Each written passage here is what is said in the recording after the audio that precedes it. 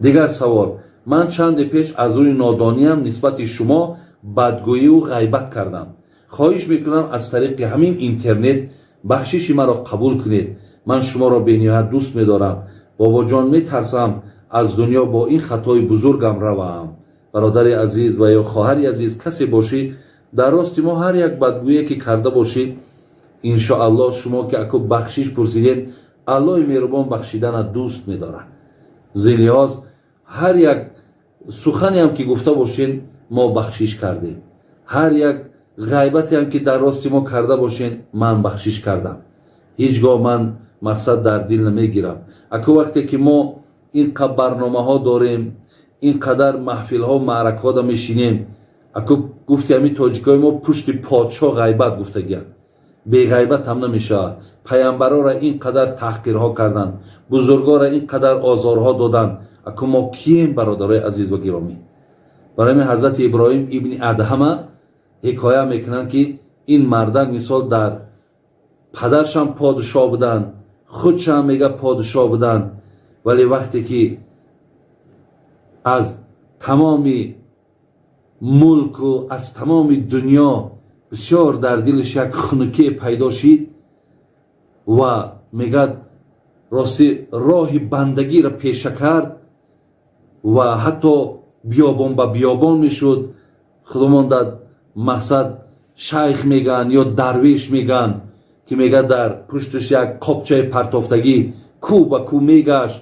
хай инҳо мақсад боз ба худшон розҳо доштанд, зикрҳо доштанд.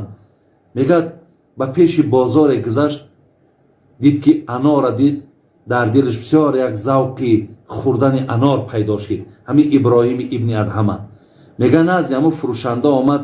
иброҳими адҳам аз рӯи тақвошу аз рӯи худотарсиву аз рӯи он ки аку мулку мола ҳамара ки тарк карду роҳи мақсад и тариқата ки интихоб кард, дар тамоми забони мардум сухани иброҳими ибни адҳам буд. бисёр маъруфияту машҳур буд. ва ин савдогар нашинохт ки ин иброҳими ибни адҳамай. омад пешаш гуфт, ана ман пул надорам, гуфт шароит надорам. ҳамун попушакша баровард як калуши кӯҳна. гуфт агар ҳамин калуш ма битумад ягон донак анорам наметӣ? ин одами савдогара мега одами бисёр эҳсосотӣ буда, одами ғазабнок будааст. фикр кард ки ин одам мара масхара мекунад. мегад як шата мегад ё ду шата мегад. ҳамин хел мегад зад иброҳими адҳамаву аз пеши ҳамун дуконаш пешаш кард. мега нафарҳое ки дар болотар буданд шинохтанд ки иброҳим ибни адҳамай.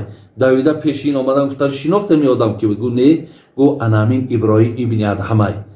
ин одам мега бисёр хиҷолат шид, ғамгин шид ки ман ин хел одами бузург, ин хел одами шарифа мақсад бо шата задам.